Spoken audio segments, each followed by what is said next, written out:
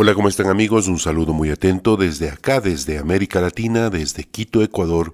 Un shalom bien grande para todos los estudiantes de nuestra comunidad en el mundo entero. Y un saludo también a nuestros alumnos online que nos acompañan a través del canal de YouTube. Bienvenidos a todos. Estamos reflexionando en este segundo libro de la Torá, el libro de Shemot, y nos disponemos para aprender valiosas enseñanzas contenidas en él. Hoy estaremos considerando la parashá, la porción de la Torá que se conoce como Beshalach. Esta palabra Beshalach se puede traducir como y envió, refiriéndose a cuando los israelitas salieron desde Egipto. Estamos en el libro de Shemot, libro de Éxodo, en el capítulo 13, verso 17, hasta el capítulo 17, verso 16. Bien, el tema de esta reflexión es ¿por qué clamas a mí? Vamos a hacer una breve introducción y si no lo han hecho, les recomendamos escuchar la reflexión anterior, la reflexión de la semana pasada, que contiene algunas ideas importantes sobre nuestra incapacidad de doblegar el orgullo que todos llevamos dentro, ese faraón que todos llevamos dentro. Bien, en cuanto al resumen de esta parashá, podemos decir que Faraón finalmente acepta que los Bene Israel, los hijos de Israel, salgan de Egipto y con columnas de nubes y fuego el Eterno los guía hacia Canaán, hacia la tierra de Israel. Los lleva por un camino largo, evitando así a los filisteos. El camino más corto hubiera sido por ahí, por la tierra de los filisteos. Según los comentaristas, por este camino hubieran llegado en apenas 11 días. Faraón se arrepiente de haber perdido a tantos esclavos y sale a perseguirlos con su ejército. Los israelitas empiezan a atemorizarse cuando se acercan los egipcios, pero el Eterno los protege. Moisés eleva su vara y parte el mar de juncos, el mar que se conoce tradicionalmente como Mar Rojo, en dos, abriéndoles el paso a los israelitas, quienes cruzan a salvo. Faraón, con su corazón endurecido por Dios, ordena a su ejército que los persiga, y entonces el ejército egipcio perece destruido por las aguas. Moisés y Miriam lideran a las mujeres y a los hombres respectivamente para cantar, entonar cánticos de gratitud. Luego de 3 días de viaje, las personas se quejan porque el agua que encuentran es amarga, pero nuevamente el favor del Eterno produce por medio de Moisés agua potable de forma milagrosa. El pueblo nuevamente se queja de que en Egipto tenían mejor comida y entonces el Eterno les envía codornices para que tengan carne y les provee del maná, un pan milagroso que cae del cielo todos los días, menos el sábado, el Shabbat, esta palabra que quiere decir descanso, así que el viernes cae una doble porción para suplir las necesidades del día sábado. Nadie puede tomar más de lo necesario para su porción diaria, pero el viernes pueden recolectar lo suficiente para 2 días. Entonces los israelitas pueden descansar en el Shabbat. Se separa un poco de este maná como un recordatorio para generaciones futuras. El pueblo protesta por la falta de agua y Dios eterno milagrosamente produce agua de una roca. Luego son atacados por Amalek y su gente y entonces aparece en la narrativa Josué, Yehoshua, liderando a los israelitas en la batalla mientras Moisés ora por ellos. Esto, a breves rasgos, un resumen de lo que contiene esta parashá Beshalach. Ahora vamos, como siempre, a considerar algunas ideas importantes de esta porción de la Torá y las enseñanzas o reflexiones que nos dejan estas escrituras. Ya desde el mismo arranque de la parashá nos encontramos con un detalle interesante. Casi todas las traducciones del verso 17 del capítulo 13 nos dan a entender que fue el faraón quien dejó salir al pueblo. Lo digo entre comillas, dejó salir al pueblo. El texto dice, y sucedió que cuando el faraón envió o dejó salir al pueblo, y por esto la parashá se llama Beshalach. Puede parecer un detalle insignificante, pero en honor a la verdad de los acontecimientos, el pueblo del Eterno salió, y voy a recurrir a lo que dicen las Escrituras mismas. Libro de Shemot, capítulo 13, verso 3. Y Moisés le dijo al pueblo: acuérdense de este día en que salieron de Egipto, de la casa de esclavitud, pues el Eterno los ha sacado de este lugar con mano poderosa. Voy a recalcar esto, pues el Eterno los ha sacado de este lugar con mano poderosa. Así que no fue Faraón quien los dejó salir, vuelvo a utilizar comillas, no fue Faraón quien los dejó salir. El pueblo salió, sí, pero fue la mano poderosa del Eterno la que obró la liberación del pueblo. Solo para ir encauzando esta reflexión quisiera remarcar algunos detalles de los primeros versos de la parashá que estamos estudiando. En Shemot capítulo 13, Éxodo capítulo 13, verso 17 al 21, podemos leer lo siguiente. Voy a empezar desde el verso 17. Y sucedió que cuando el faraón hubo enviado al pueblo, no los llevó Dios por el camino de la tierra de los filisteos, aunque era el más cercano, pues dijo Dios: no sea que se arrepiente el pueblo al ver la guerra y se vuelva a Egipto. El texto original dice: Vayehi beshalach faro et ha'am. Es justamente esta frase, estas palabras de las cuales nos vamos a ocupar más adelante, Vayehi beshalach, las que dan origen al nombre de esta parashá. Dice el verso 18: e hizo Dios que el pueblo diese vuelta por el camino del desierto hacia el mar Rojo, y los hijos de Israel salieron armados de la tierra de Egipto. Y tomó Moisés consigo los huesos de José, el cual había pedido a los hijos de Israel que hagan juramento diciendo: ciertamente os visitará Dios, y sacaréis mis huesos de aquí, y los llevaréis con vosotros. Verso 20: y partieron de Sucot y acamparon en Etam, al extremo del desierto. Y el Eterno iba al frente de ellos, de día en una columna de nube para guiarlos en el camino, y de noche en una columna de fuego para alumbrarlos, a fin de que anduviesen de día y de noche. No se apartaba la columna de día, ni la columna de fuego de noche delante del pueblo. Bien, ¿qué es lo que quiero enfatizar sobre estos textos? Revisémoslo brevemente. En el crecimiento y caminar espiritual hay acciones que nos corresponden exclusivamente a nosotros, y otras cosas están únicamente en las manos del Eterno. Voy a volver a repetir esto. ¿Qué es lo que yo quiero enfatizar sobre los textos que hemos leído? En el crecimiento, en el caminar espiritual, en este caminar espiritual que cada uno de nosotros hacemos, hay acciones que nos corresponden exclusivamente a nosotros, a cada uno de nosotros.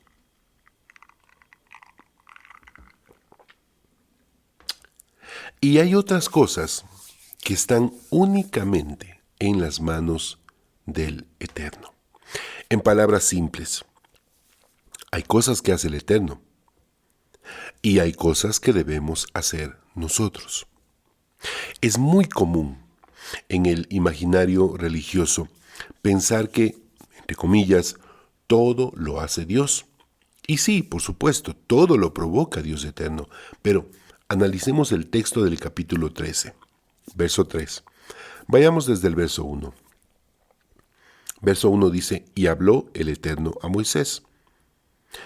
Dios hizo esto. Habló a Moisés. Y dice el verso 1, y habló el Eterno a Moisés. Dice el verso 3, y Moisés le dijo al pueblo. Es decir, Dios hace algo, Moisés también lo hace. Hay cosas que hace el Eterno y hay cosas que debemos hacer nosotros. Cantidad de veces el Eterno habló a Moisés. Hasta ahí llegaba la tarea del Eterno, por así decirlo de alguna manera. Pero lo que Moisés recibía de parte de Dios, debía él comunicárselo al pueblo. Podríamos decir que es casi como un trabajo en conjunto. Recuérdelo, hay cosas que hace el Eterno y hay cosas que debemos hacer nosotros. Sigamos al verso 3. Continúa diciendo el verso 3. Acuérdense de este día en que salieron de Egipto. ¿Quiénes salieron? ¿Quiénes fueron los que dieron los primeros pasos? ¿Quiénes fueron los que prepararon todo, la comida que llevaban, sus pertenencias, sus enseres, etcétera? Dice la Escritura que ya debían estar listos, preparados y comer la comida de Pesaj, dice la Escritura, con sus calzados en sus pies. Así dice el libro de Shemot, el libro de Éxodo, capítulo 12, verso 11.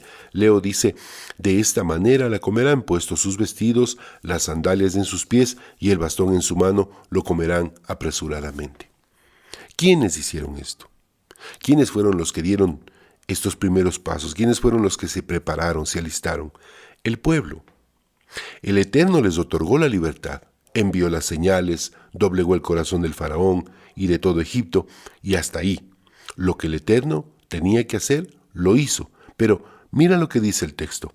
Acuérdense de este día en que salieron, en que ustedes salieron. Recuerda, voy a volver a recalcar esto. Hay cosas que hace el Eterno, pero hay cosas que debemos hacer nosotros. Debemos empezar a replantearnos el equivocado concepto de que Dios es el que hace todo. El Eterno hace, por supuesto, ya lo dijimos, lo que le corresponde hacer. Todo está bajo su poder, desde luego, pero nosotros debemos tomar acción. Nosotros tenemos que gestionar nuestro crecimiento. El cambio viene cuando determinamos las cosas que requieren ser cambiadas y cambiamos. Sigamos revisando el texto. Vayamos al capítulo 13, verso 17. Y sucedió que cuando el faraón hubo enviado al pueblo, bueno, ya hablamos de esto, los sabios explican que la Torá se ha escrito de esta manera para destacar que el pueblo no estaba preparado para vivir en libertad y tampoco para afrontar el desierto, pero Faraón tuvo que dejarlos salir. Las dos primeras palabras del verso dicen Vayehi Beshalach. Vayehi se puede traducir como y vino. Y se puede contextualizar como y tuvo que. Beshalach es una palabra que se traduce como enviarlos. Así que Faraón tuvo que enviarlos, los envió al desierto sabiendo que no iban a resistir las duras condiciones del desierto. Dicen los sabios que entre los que salieron habían espías infiltrados enviados por Faraón para informarle a él de cualquier anomalía que se presentase con el pueblo. Efectivamente, cuando pasaron más de 3 días y cuando los espías vieron que el pueblo no estaba dispuesto a regresar, sino que estaban escapando de Egipto, regresaron para darle el mensaje al faraón. Así dice el libro de Shemot capítulo 14, verso 5, y fue dado aviso al rey de Egipto de que había huido el pueblo. Bien, regresemos al capítulo 13, verso 17. Espero no estarles mareando un poco con este ida y venido de capítulos y de versos. Dice el capítulo 13, verso 17. No los llevó Dios por el camino de la tierra de los filisteos, aunque era el más cercano. Los sabios explican que desde Egipto a Canaán por el camino de los filisteos apenas habían 11 días de camino, pero el Eterno no los llevó por ese camino. El pueblo no estaba preparado para enfrentarse a una posible batalla y al verse confrontados existía la posibilidad de que tomaran la decisión de regresar a Egipto. Si los llevaba por ese camino de el pueblo de los filisteos, con toda seguridad iban a llegar más pronto. Era un camino muy, muy corto, pero se iban a tener que enfrentar a una evidente batalla y para eso el pueblo no estaba preparado. Entonces, ¿qué hizo el Eterno? Verso 18 dice, e hizo Dios que el pueblo diese vuelta por el camino del desierto hacia el Mar Rojo, y los hijos de Israel salieron armados de la tierra de Egipto. ¿Qué hizo el Eterno? Dice el texto, e hizo Dios que el pueblo diese vuelta por el camino del desierto hacia el Yansuf, el mar de juncos, conocido como el Mar Rojo. No los llevó por el camino más corto, no, los llevó por el camino más conveniente. Voy a volver a repetir esto. No los llevó por el camino más corto, los llevó por el camino más conveniente. Hagamos una primera pausa para una reflexión. Así es, a muchos de nosotros nos encantaría que Dios eterno nos acorte el camino, que nos lleve por donde sea más fácil o más corto, pero el eterno hace lo que tiene que hacer. Ya dijimos que en el imaginario religioso es muy común escuchar cosas como, por favor oremos para que Dios sane a tal o cual persona. Pongamos esto bajo el siguiente análisis. Alguien enferma, digamos debido a una mala alimentación. Y yo sé que los ejemplos a veces no son tan apropiados, pero digamos que alguien enferma debido a una mala alimentación. Entonces la comunidad dice, por favor oremos para que Dios sane a tal o cual persona. Dios no es el genio de la lámpara al que pedimos cosas y Él tiene que hacerlas, no.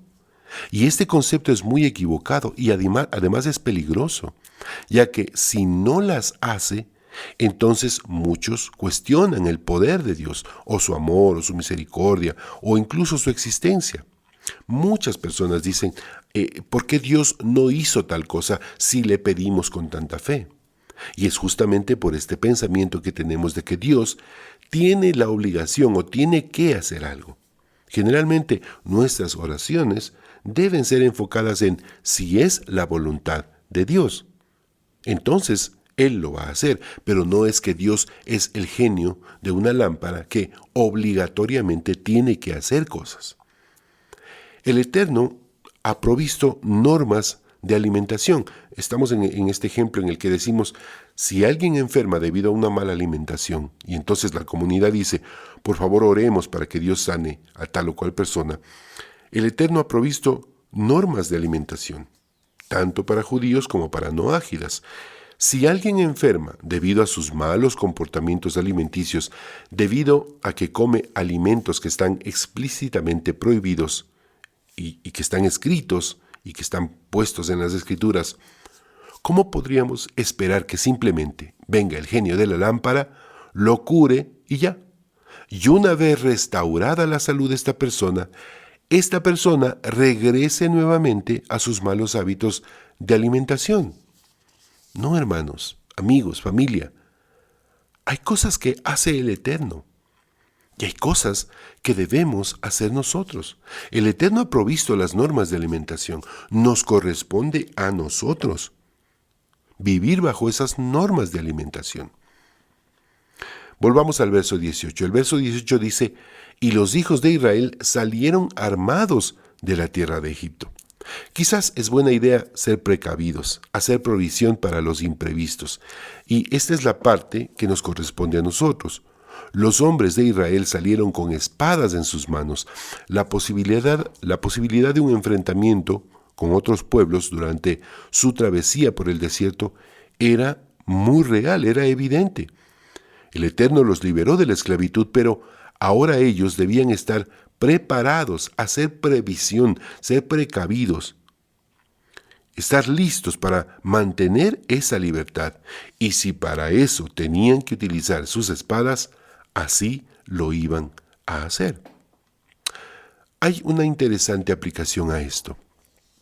La palabra espada en hebreo es jeref. Tiene las mismas letras que la palabra calle, que en hebreo es rehov. De esta manera, los sabios explican que todo aquel que no se dedica a estudiar la Torá está dejando a su corazón de forma natural libre de la Torá y está abriendo la puerta para que ingresen a él todas las vanidades mundanas, es decir, la calle. Y cuando la calle entra al cuerpo y al alma de la persona, es como si ella misma se matara con una espada, porque además de la muerte física, sufre también la muerte de su alma, que es mucho más grave todavía. El verso 18 dice, y los hijos de Israel salieron armados de la tierra de Egipto. Es quizás buena idea ser precavidos, hacer provisión para justamente los imprevistos. Tomo esta breve reflexión sobre la espada y la calle para hablar de otra cosa que nos corresponde hacer exclusivamente a nosotros, y esto es dedicarnos al estudio de la Torá. Simplemente no podemos esperar que el conocimiento de las Escrituras aparezca de manera espontánea en nuestra mente y en nuestro corazón. No existe una oración para que la parashá, la porción bíblica, se integre a nuestra alma. No existe una oración para que la Torá, las Escrituras, se abran milagrosamente y que las páginas se muevan de manera sobrenatural y aprendamos algo sobre ellas. No es así. No existe una oración para eso. Somos cada uno de nosotros los que debemos abrir las Escrituras, leer los textos, investigar, meditar, escuchar, separar un tiempo para meditar en las enseñanzas de cada semana. El Eterno ya le dictó la Torá a Moisés. Ya hizo su parte. Moisés la escribió para nosotros. Él también ya hizo su parte. ¿Cuál es la parte que nos corresponde a nosotros? Piensa en esto. Bien, vamos terminando. Dice el verso 19 del capítulo 13, ya estamos en el verso 19 del capítulo 13, y tomó Moisés consigo los huesos de José, el cual había pedido a los hijos de Israel que hagan juramento diciendo, ciertamente os visitará Dios y sacaréis mis huesos de aquí y los llevaréis con vosotros. Uno de los más piadosos deberes humanos es cumplir con la última voluntad de aquel que va a morir. José pidió, bajo juramento de sus hermanos, que sacaran sus huesos de Egipto. ¿Te imaginas a Moisés diciendo, bueno, oremos para que los huesos de José puedan salir de Egipto? ¿Cómo podría pasar esto? Cumplir con la última voluntad de aquel que va a morir es uno de los deberes humanos más piadosos que existen. Si le quisiéramos dar una interpretación más simbólica, bien podríamos decir que hay huesos, hay muertos que aún están en la esclavitud de Egipto, que están atrapados en un sistema de creencias y tradiciones de las que no pueden salir o no saben cómo salir. Sería imposible pensar que los huesos de José, de manera milagrosa y solo con una oración, iban a salir de Egipto. Fue Moisés justamente quien tuvo que hacer lo que le correspondía hacer. Y tratando de darle una interpretación simbólica a esto, bien podríamos decir que hay huesos, hay muertos que aún están en la esclavitud de este Egipto moderno. Están atrapados en un sistema de creencias y tradiciones de las que no pueden salir o no saben cómo salir. No estamos llamando a convencer a nadie de lo que nosotros como noágidas creemos, vivimos, practicamos. Ni el judaísmo ni el noajismo son proselitistas, es decir, no buscamos prosélitos, no buscamos discipular, no buscamos judaizar a nadie, ni noajizar, si es que el término existe, a nadie. Pero podemos hacer lo que nos corresponde, hablar a esos huesos, entre comillas, de nuestros amigos, conocidos, familiares, de estas 7 leyes universales que fueron dadas por Dios mismo a Adán y a Noé y confirmadas por el Eterno en el monte Sinaí con la entrega de la Torá. Eso es lo que nos corresponde. Si es la voluntad del Eterno, Él también hará lo que le corresponde y esos huesos serán sacados de este Egipto moderno.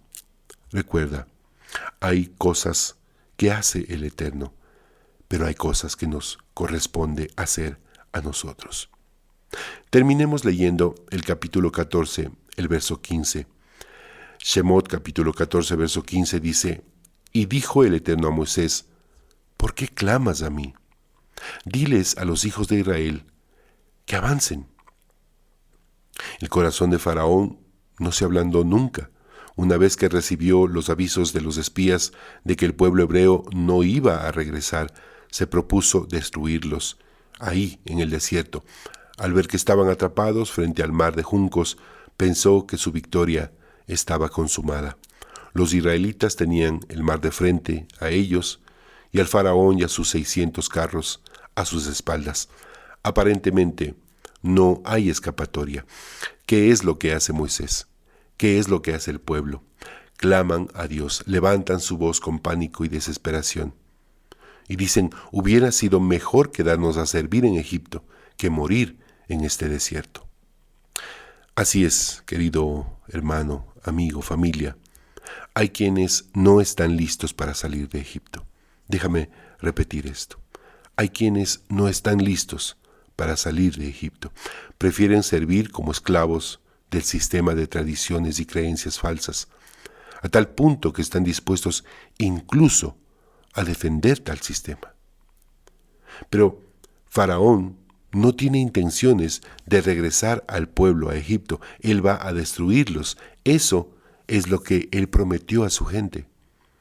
El sistema no te quiere solo como esclavo, quiere destruirte, quiere destruir todo rastro de conciencia que exista en tu alma, aniquilar tus esperanzas, ahogarte, destruirte. Los israelitas tenían el mar de frente a ellos y a Faraón y sus 600 carros a sus espaldas. Aparentemente no hay escapatoria. ¿Qué hace Moisés? ¿Qué hace el pueblo? Claman a Dios, levantan su voz con pánico y desesperación y dicen, hubiera sido mejor quedarnos a servir en Egipto que morir en este desierto. ¿Cómo responde el Eterno a esto? ¿Les dice acaso, oren fervientemente? No.